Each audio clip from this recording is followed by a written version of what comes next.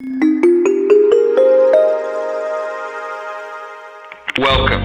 You're tuned into Life is a Sacred Journey. Every week, we bring a new perspective to aging and caregiving. Here is your host, Micheal Pope.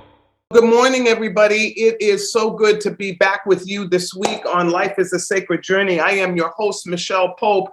And every single week, whether we have a guest on or I'm doing one of my ponderings, I get the opportunity to come into wherever you bring me in your space, in your life. I hope it's a fun space with coffee, tea, and warmth and love. And we try to, one, support caregivers that are out there trying to live their best life while caring for somebody they love.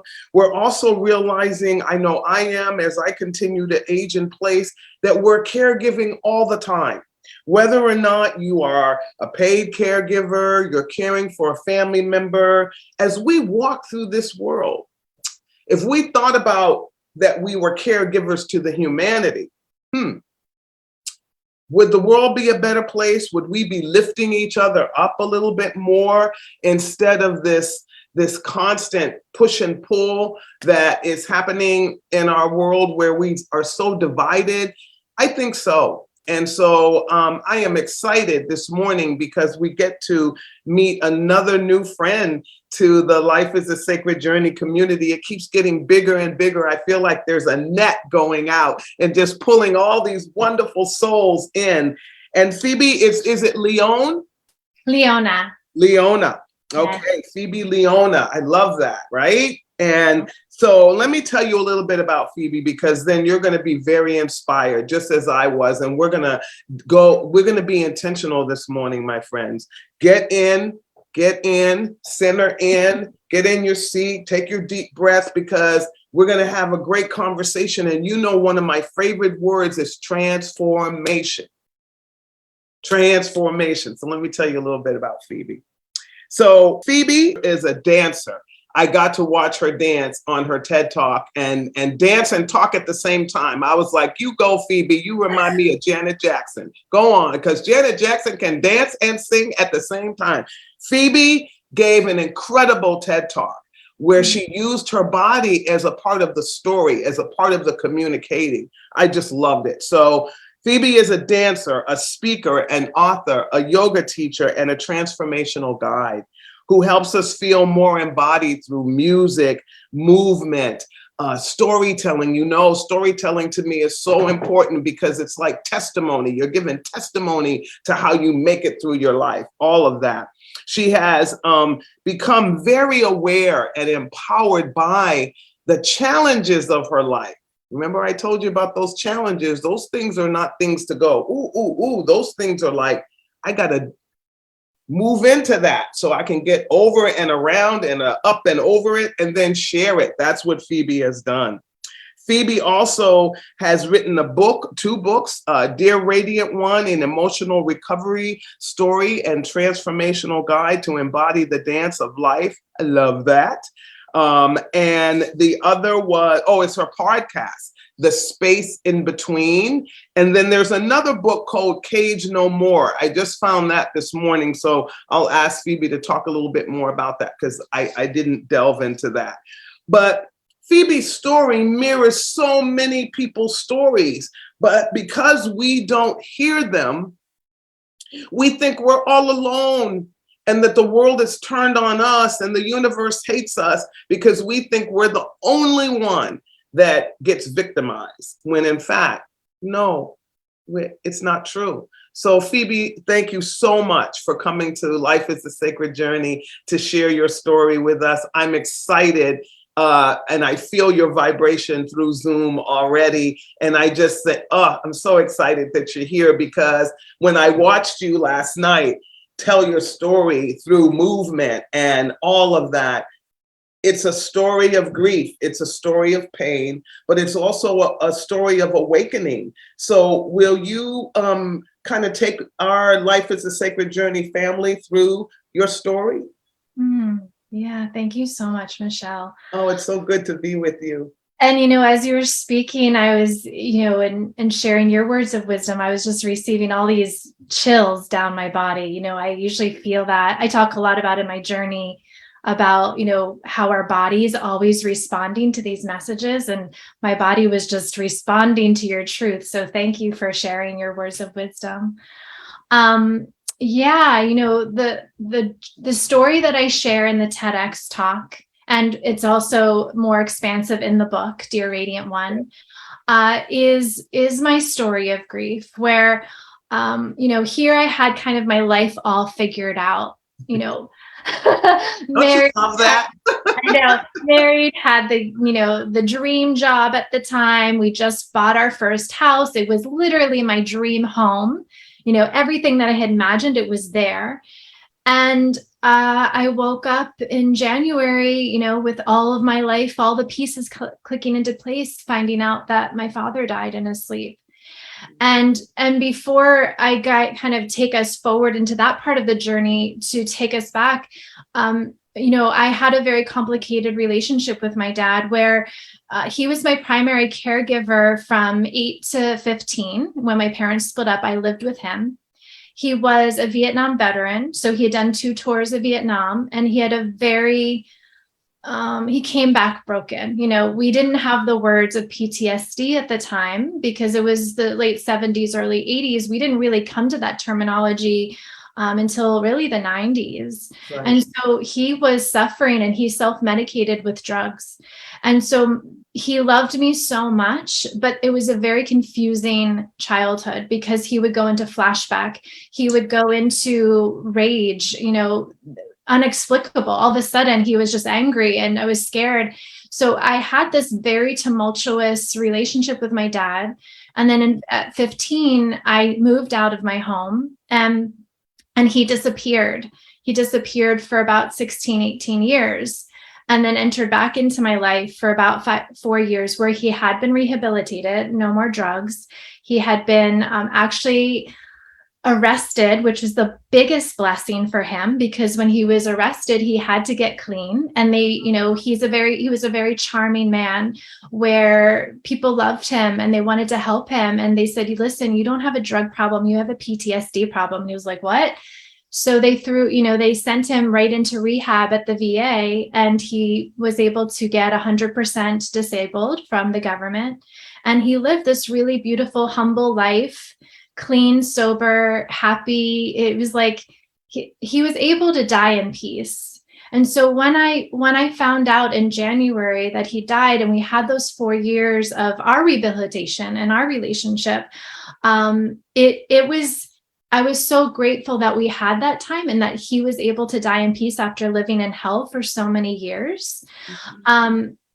But for me, it was like the domino effect that began the decomposing, detangling all of it of my life, like all of the choices I made up until now from that blueprint of our relationship, the person that I married. So 2 months later, after my dad died, I went through a divorce suddenly.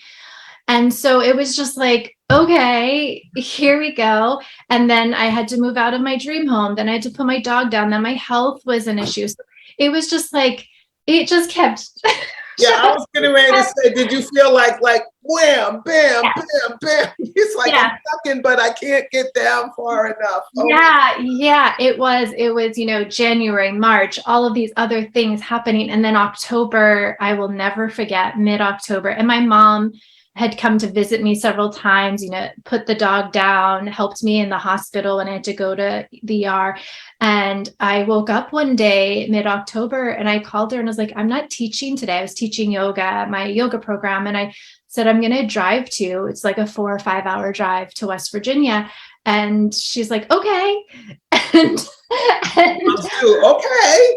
I know. And I was sort of like driving and I was like, what am I doing? Because I know I'm leaving my job. Like that was what it was I'm leaving my job. And this was the only thing that was stable, that was still here. But I knew I couldn't do it anymore. And I won't go into all those details, but it was something that wasn't fitting into this new reality of mine. So I was like, oh my God, this is my dream job. And I'm about to leave it and I'm driving away from it. And I got to my mom's and I started crying. And this is what I share in the TEDx is I said to her, I'm falling apart. And she's like, I've been waiting for this.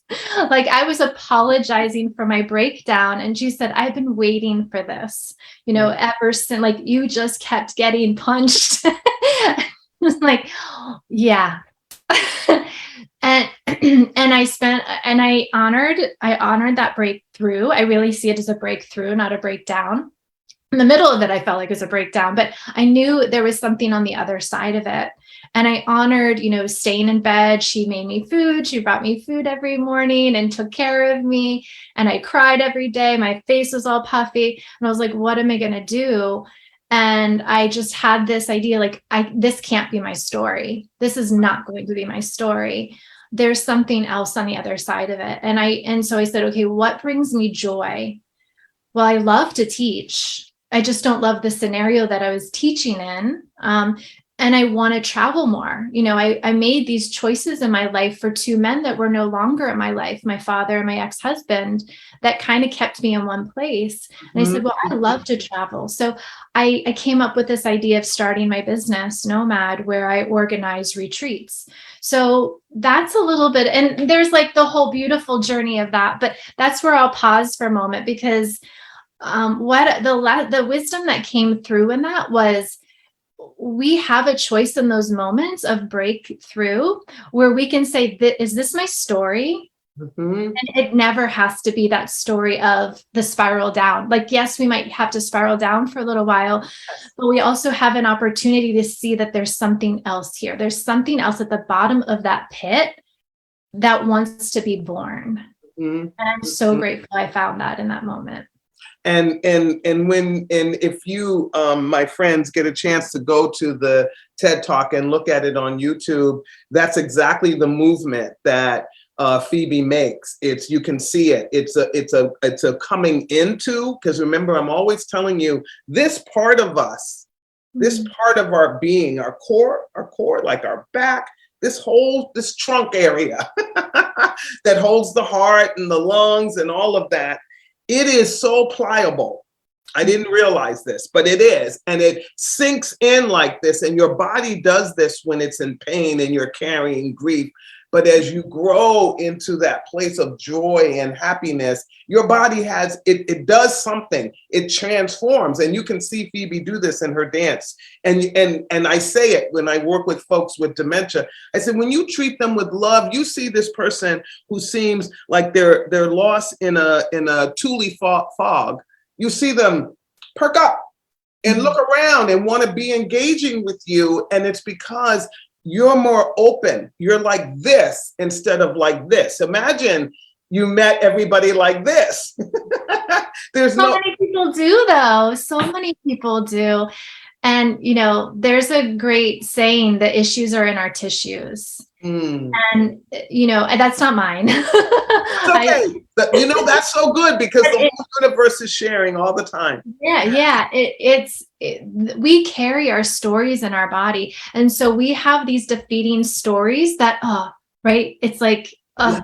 And you can see, I used to live in New York City, where you would see elderly people like literally hunched over. And I would always think, oh man, the city really got to them, and they could barely, like, they had to lift their head up and they're pushing the cart. And I was thinking, gosh, that is story of defeat is in their body.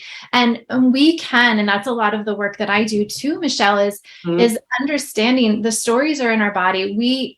When we start to see that posture, right? It's not just like charm school and, etiquette of like sit up straight. It's actually being open to receiving the gifts that are here. And when we have these stories of defeat, of closing ourselves off, of protecting, we actually close ourselves off to those opportunities to open up and receive the gifts of the universe. Yeah. And it can be hard. I'm not just going to say everybody sit up straight. And it can be if you don't mind me sharing, like when I was in the middle of that year, I remember I would always love back bends. I was a yoga teacher then. So I was always loved back bends. It was like my little place to jam out. Like I loved opening my heart, but that year I couldn't even lay with like a pillow or a bolster under my heart because it felt like I was being stabbed in the back. And my heart just couldn't open. And I was like, this is not going to be my story. So, but I had to be tender with that. I had to say, okay, I can't force myself to let my heart open. So I'm just speaking to anybody out there who's like, oh, I'll just do back bends or I'll sit up straight. If that still hurts, honor that, finding gentle movement to ease you into that space. And acceptance, one of the things that I have found, and Phoebe, talk about that, because there's a lot about accepting the journey of the past, right? Accepting it, but also being accepting to the new horizon, right? Because you have to let it in, right? And you talk about that moment where you're thinking to yourself, oh, wow, look at me. I've done this. I made it to this. And I always say that moment because, but I do know, folks, that moments make up that moment. But those of us who have that moment, it's like all of a sudden you go, wait a minute, I'm not hurting in that way anymore. Talk about that moment for you, because I thought that was, You're talking about in the TEDx? Yes. What moment you're referring to? You're saying you became more open and more, you could see beauty. You could embrace the openness in others, and nOMad happened and all these other things happened. But when you're living in that pain and you're also feeding it and fueling it, these possibilities aren't even, they're not even a dream that you can dream, because I think that's the movement that you did. I don't know. I'm resonating with you. It was like this movement. I so love it. I feel you. Yeah. And, I think it happens in layers, because I've been saying this just recently, that I've felt like the last 9 years. So 9 years ago is when my father died, and that year unfolded for me. I feel like I've been in the chrysalis, like in the cocoon, turning to mush. And I feel like every so often, every couple of years, I poke my head out. I'm like, am I ready to fly? And I'm like, nope. And I'll have these moments. You obviously felt it and saw it in the TEDx, which was, I think, 4 years ago now. I can't remember. So like I was having that expansive moment, but then there was like the cocoon again. And so I feel like it happens in layers. And I do feel just recently like, man, I'm ready to fly. Let's do this thing. But we have to honor that, right? Honor where you're at in that healing process. Honor those moments. And I love how you said it, like all of those little moments lead up to the moment that you recognize it. Yep. Because I think sometimes, and I'm a recovering type A person, Me too. where we feel like we need to check the healing things off the list. Like, yeah, I should be healed by now. I did. Okay, I did my meditation today. I went to yoga practice. I talked to my therapist. Like, okay, I should be further along in this process. Yes. But to also recognize those moments where you can celebrate, even if you feel like you aren't where you are supposed to be. Honor where you're at and celebrate those little moments. Like you said, celebrate the moment right now. If you're sitting like you invited everyone into with a cup of tea, honor that you're giving yourself. You have this time and space to sit. You could be scrolling on Facebook and judging yourself against what everybody else is saying and doing and their perfect life. But you paused here and you're listening to us and you're giving yourself this gift. Yes. And that in itself is something to celebrate, because we are so tied to technology and we can use it in a really beautiful way. You and I are doing that right now. Anyone engaging with us is doing that right now, but it can be used in a somewhat negative way in terms of what we're talking about in self-development. So, take those moments, celebrate those moments wherever you are in the path, and not to judge your journey against anyone else's. That's the other thing too, because I feel like I've been in this too, like, why is that person more successful than me? And the story of whatever that success looked like. Yes. But then I go, oh, well, also I was just like unpacking 40 something years of my life while running a business and like trying to be the best person I can be in my personal life too. So yeah, just to be gentle with yourself.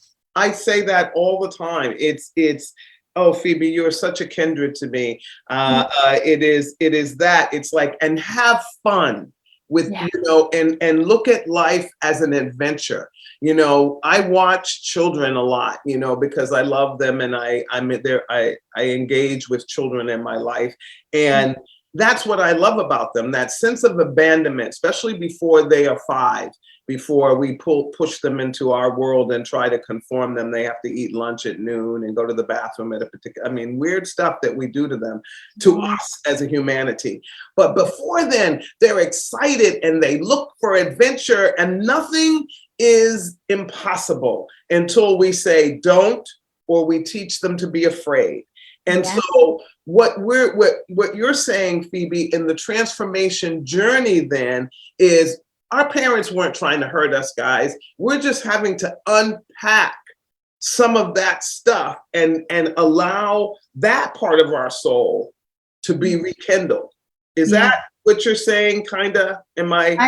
Yeah, again, I just got chills when you spoke.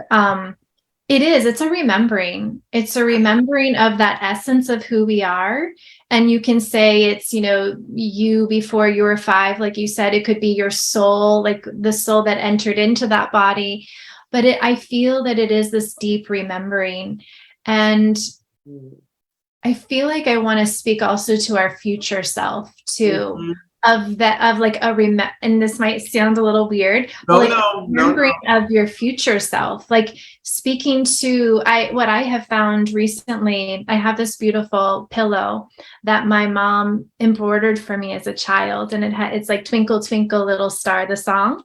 And I've always had it near me in my growing up throughout my whole life. And I've been sleeping with it recently and waking up and talking to my inner child, like, you're okay, she's okay. And I'm realizing I'm having this inner child healing intuitively, where I'm speaking to her. But I've also been receiving messages from my future self, like, you're good, girl, like, it's fine. So, and I feel like the word is remembering. I know it's future, but I feel that there's this remembering of the essence of soul, whatever word that is that resonates for you, soul, spirit, inner child, whatever word. It's like whatever that is inside of you, it's reconnection with. And what word did you say? You said a rekindling. I like that too. A rekindling. Well, and when you say that too, I think about this a lot. As an African American, I think about the generational trauma that my race of people and other races who have experienced trauma for other reasons, but it's generational, where it was so that it changed the trajectory of emotional strength in individuals. Because when that happens to you, you begin to just survive, right? You don't dream anymore. You cut off that stuff, and you actually say, I can't do it, because you've been told. So when you're talking about this, it's also a releasing and a revisiting the generational trauma, in a sense that it becomes, like I always call those things, miracle grow instead of killing you. It becomes the thing where you begin to say, I realize this is something that I've brought into this experience, but I don't need it. I need to transform it. I need to remember it, like you're saying, because it's a part of the miracle grow, but I need to transform it so it doesn't do this to me, because any kind of trauma, it changes your DNA, and you kind of get stuck there for a minute, right? Yeah, it does. And what, I'll talk to it in two different ways. Yeah, So please. No. what you're looking at, what you just said about the DNA, I mean, that's generational trauma. It's literally in our DNA, the trauma that our mother and grandmother and so on, all our lineage is, our DNA is, that's what epigenetics is. It's actually getting those markers of their trauma, and we are carrying that with us. But then we also have the other layer of the conditioning, the what you were speaking to earlier of starting at 5, we have to do these things. These are the rules, whether it's just society or culturally, in your circle, your family, whatever, we start to get that conditioning too. And that is also carrying those stories of trauma. And I think what you said at the very beginning, you were speaking about feeling alone and the storytelling of how that's really healing. That was a story that I carried. There was something, and I don't know how far it goes back, but the lineage of my maternal side, there's a story of don't speak, don't tell. And I know that this is for a lot of women in general, but I saw it up close and personal while I was healing. Like, why did I feel like I couldn't tell anybody that my father was abusive? Why? Because those were the words. Oh, don't worry about it. Don't share that with anybody. They don't need to know. And so it was taught. And I said, I'm not doing that anymore. I don't want to keep things secret. I want to speak my truth. And I've noticed from just the book and sharing my story, it's been healing for my mom and my grandmother in ways that I didn't even realize it would be, because it's freeing them from detangling them from their own stories. So that saying of when you heal yourself, you're healing 7 generations before and after. I'm seeing that up close and personal, at least the 2. And I feel that in the DNA. To come back to the DNA, I know that we're continuing that, changing those markers for the DNA. I love that. I love that you said that, it's your grandmother, your mom, and then, there are some ancestral women in your life that aren't here anymore. But the reality is, whatever it was that they sacrificed or felt, that also now changes it going. And we came full circle right back into the future, which is so amazing. That's how I feel about my daughter, that I had a okay childhood. It wasn't nothing to write home about that would make, a movie on Lifetime.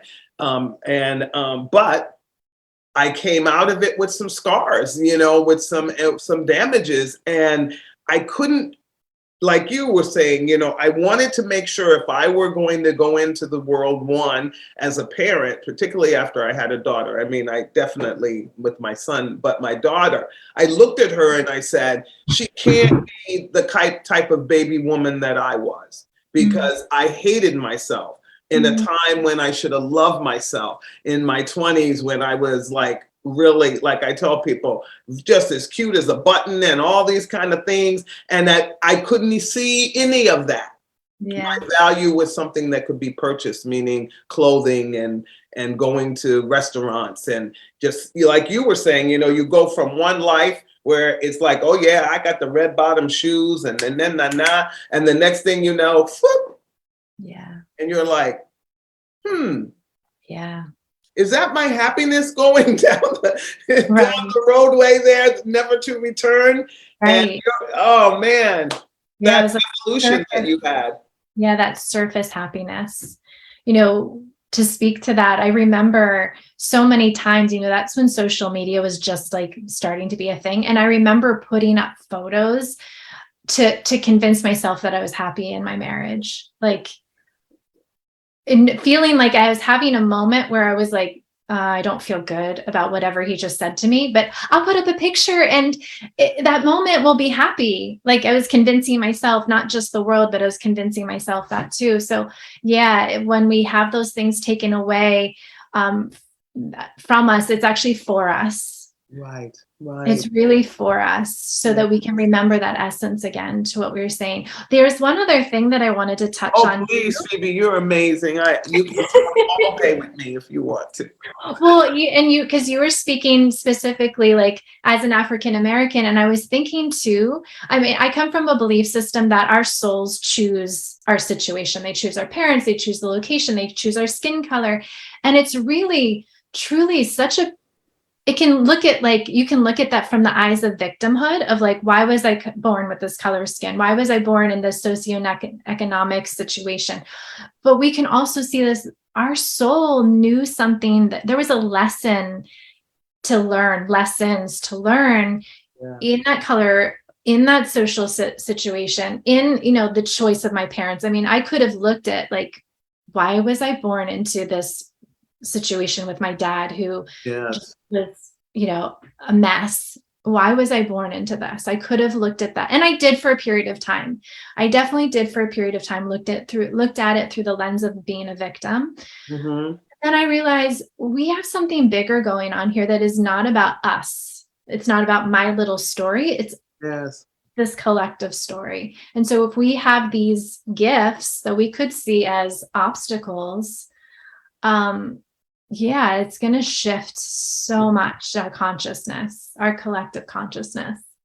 And then we begin to look at each other differently. Like, I honor who I am. I love who I am. There's no reason not to. But at the end of the day, I love humanity. I love being around people. I love engaging with people. I love those moments when I know somebody is thinking, oh, should I say something to her? We make eye contact. Should I smile? Should I not? And I'm that person because I'm an empath, and I'll go, good morning. I'll be the one to break the ice with that soul, because my life existence has to be about being, I always say, you know, my favorite folks are the Care Bears. And I love the Care Bears because they just go, I mean, every time there's a problem, they do it together, right? They do it together. They're like, okay, Care Bear's there. And while they are powerful separately, they're much better together. Yeah. And they are varied in personality, varied in color. Of course, it's for children, so they definitely use the colors of the rainbow before even the rainbow was LGBTQIA. But at the end of the day, it is unity of the humanity and spirit that changes our world. And Phoebe, that's what you're doing in your podcast. That's what you're doing in your book when you're talking about the letters, you know, the letters that you're writing, all of that. When you decided to take your story and make it public, give us one of the hurdles that from the inside that you had to overcome to move that way. So you just kind of touched on the letters. So just so people who haven't read it yet. Yes. Oh, I'm sorry, folks. Oh, no, it's all good. It's all good. But that's the answer to your question.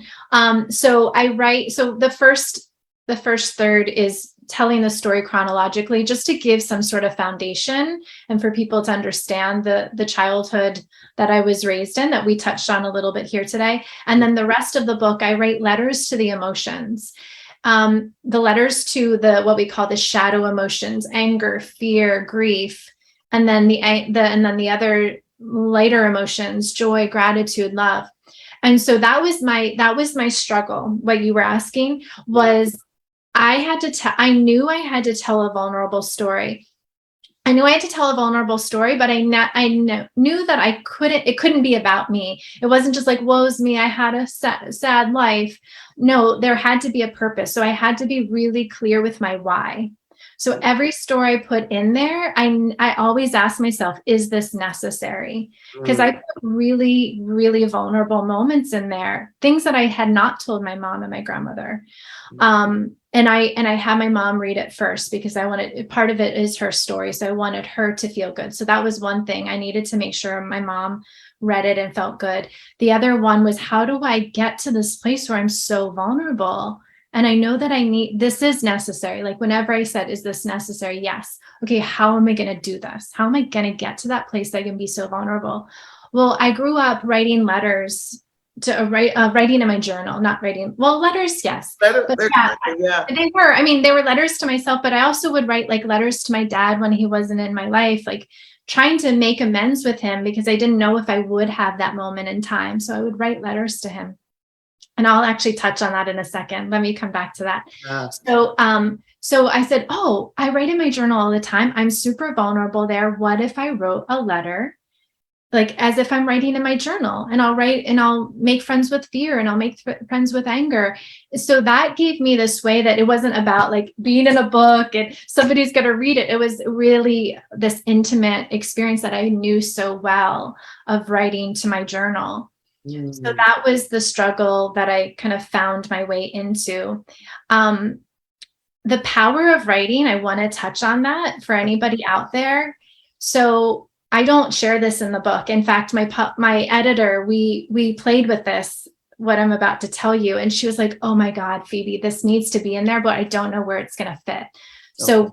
So I would write in my journal religiously.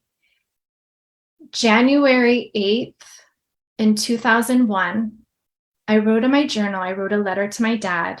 And I released him. I forgave him for everything. I said, thank you for being my father. I still have it. My father died January 8th, 2013. Wow. Prior to that, I woke up on January 8th in 1997 having a dream about my father. And I wrote in my journal at like 3 a.m. saying, my dad's in my life, and he was not in my life at the time. He's showing me this thing that looked like a visual fax machine. Now, we didn't have cell phones with. Yeah. So I was trying to compute, like, what was this thing he was showing me? He was showing me memories that didn't happen yet. That's what I put down. He was showing me on this visual fax machine memories that didn't happen yet. That was January 8th, 1997. I wrote this letter to him January 8th, 2001. And then he died January 8th, 2013. I didn't realize that until I went back to write this book. And I was looking at all my journal entries and, gathering the stories and touching into those emotions and realizing there was something happening here with that day that links us across time and space. And that was something that really turned a light on of, we know. Like there's that essence, there's something bigger going on here, that we're all connected in our time and space, which is really powerful.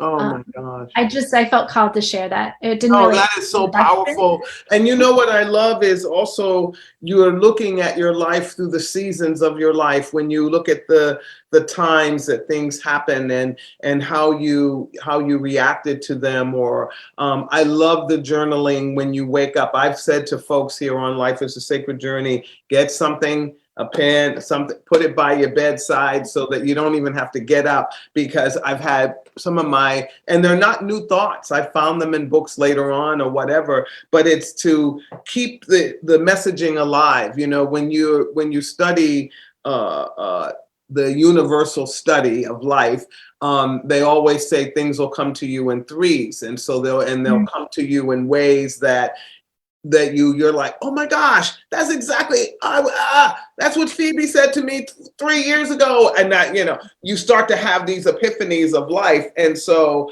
I think that folks, Phoebe has taught you something really marvelous this morning.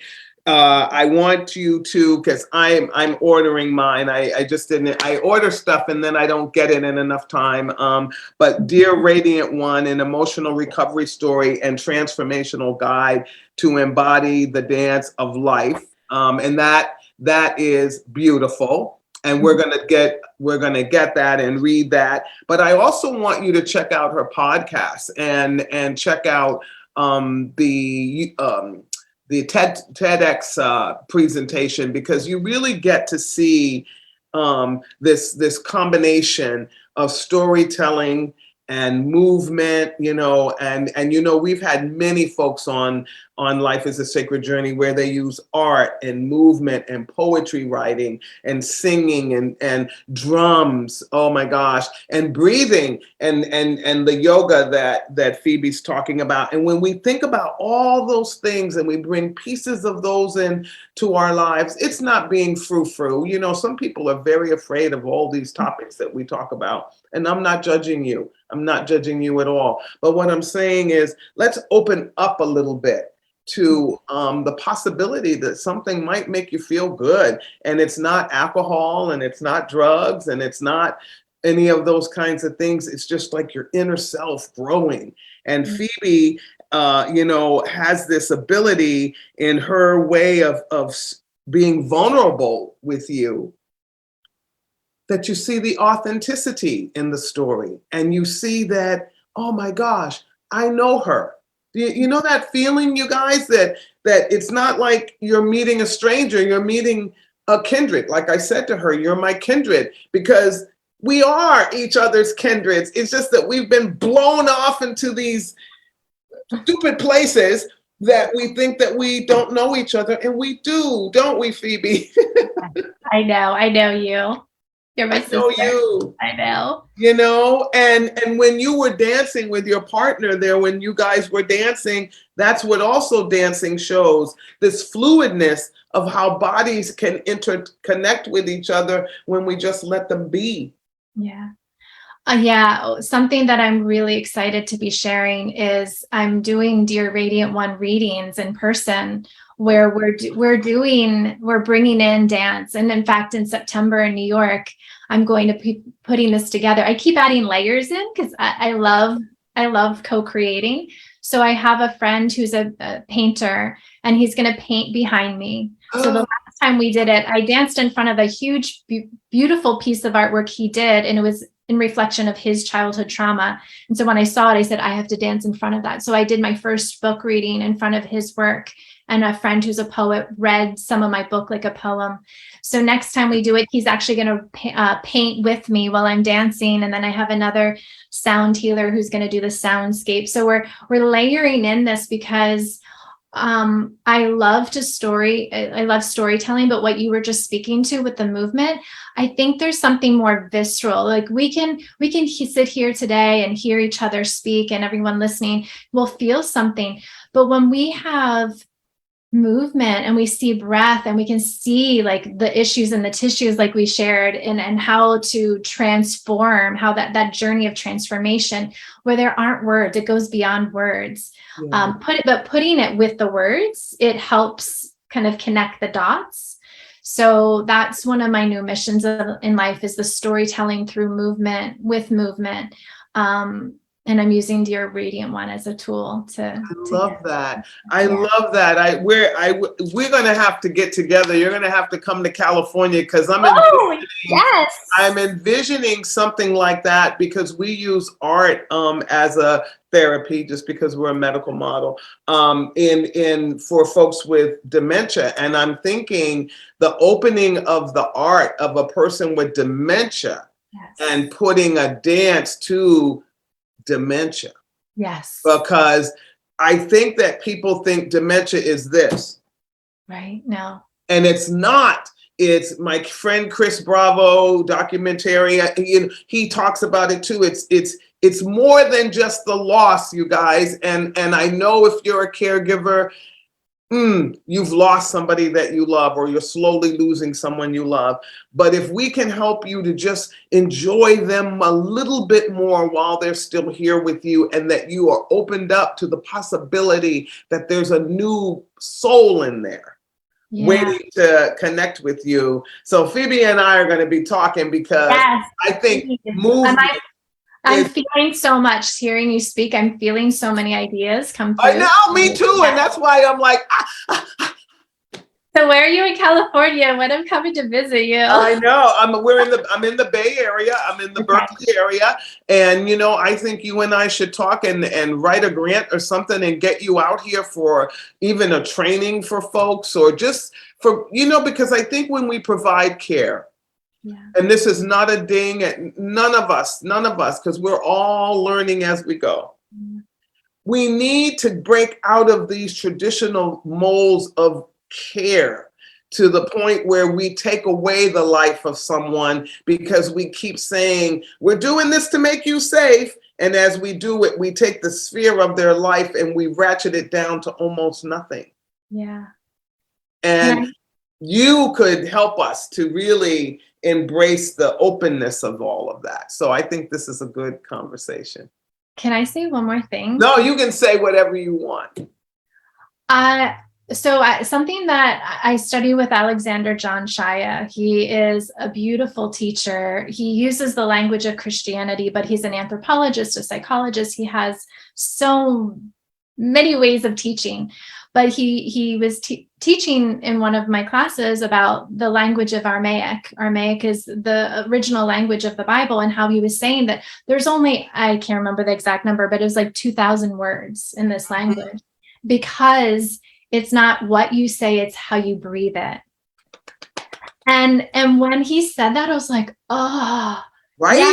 And what you were speaking about dementia, I feel about children who don't know the language yet. And it's almost like dementia is like almost like having us go back to that Aramaic living of living on earth and living and not communicating with the words that we, learned and remembered. It's like they're communicating on a whole nother realm. So I don't know. That just kind of came No, through. it's so cool, because what you just said, like, you need to check out my friend Marlon Hall. He's an anthropologist, a Rutgers fellow, and he just does that same thing, bringing community together under movement. He does yoga. It's amazing how we all are coming together at this time. So I'm going to have to let Phoebe go, you guys. I don't want to, but I want you to definitely, I'm a reader of books, so I'm always going to say to you, get a book. Books can be your best friend, and I do books on tape, but there's something about holding a book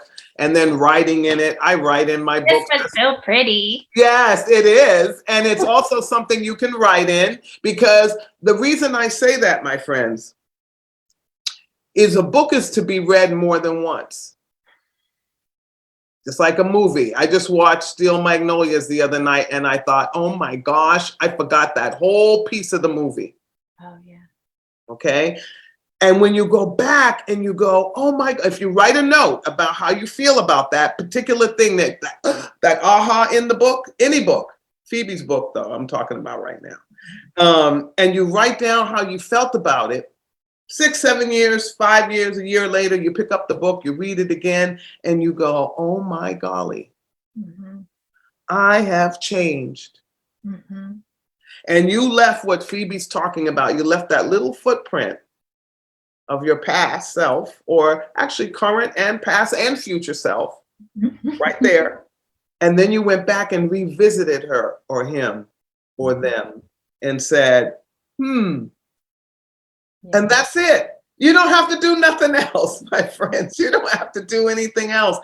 Yes, life is a mystery. Phoebe talks about that in her podcast. Yes, life is changing every single moment.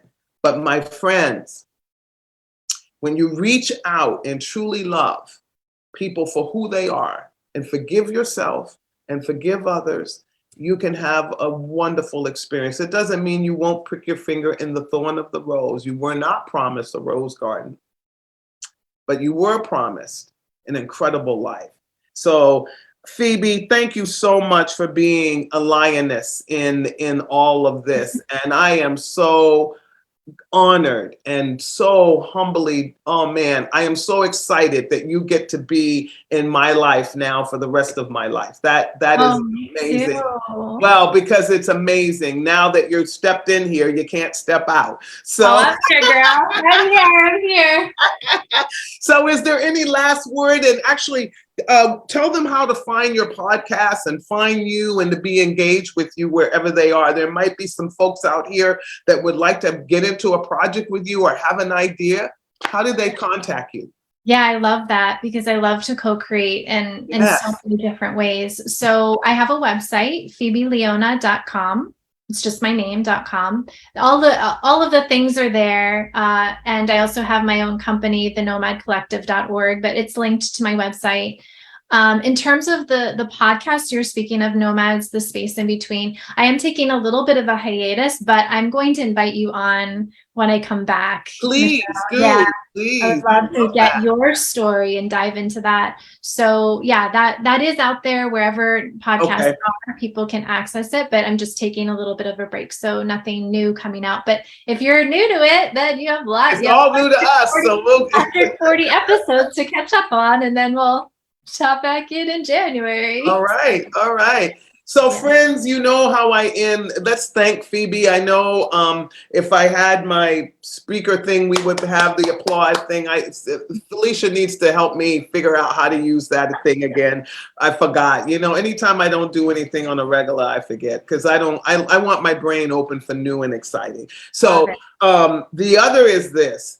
Phoebe has taken time out of her morning this morning to share with you some incredible thoughts. I love being in this kind of conversation, so it's not like an interview. It's more of two people. You're kind of like sneaking in to a coffee chat or a tea time. Share it with other people. And you're not going to love everything that we say. It's not about that. It's about something will resonate in your heart and you can take it with you and do what you will with it. And we hope it will uplift you. And so we hope this time that Phoebe and I have spent with you has been uplifting. If you're a person out there that is feeling sorrow, grief, and pain, and you think that suicide is the only next place that you can go, know that the ripple effect of you not being here is not a good thing. We need you. You still have so much to give, and we have so much to give you. Get in contact with the suicide hotline, 1-800-273-8255, and know that there will be somebody there to help you. Know that you matter. Know that you will be loved the way that you were created to be loved if you just hang on. Okay? Hang on in there. Hug a tree, pet a cat, pet a dog, hug yourself. Look at yourself in the mirror and don't look away. Yeah. Look at yourself in the mirror until you start laughing and thinking how silly it is that you're looking at yourself in the mirror. And then when you get courageous, get naked and look at yourself. Ain't nobody there. There's no cameras in your house unless you put them there. Yeah. And really look at yourself and love yourself for whatever stage of life you are in, because it's not about, as Phoebe said, it's not about all this other stuff. It's about being the best person you can be. Thank you, Life is a Sacred Journey family. You know how much I appreciate and love you. Thank you, Phoebe. Stay on a minute. I'm just going to say goodbye to our friends. All right, friends. I love you so much. Namaste. Have a wonderful day. Okay? Be the best you can be. And remember, change starts with you. Don't be looking for nobody else to change nothing. It ain't going to happen that way. All right. Peace.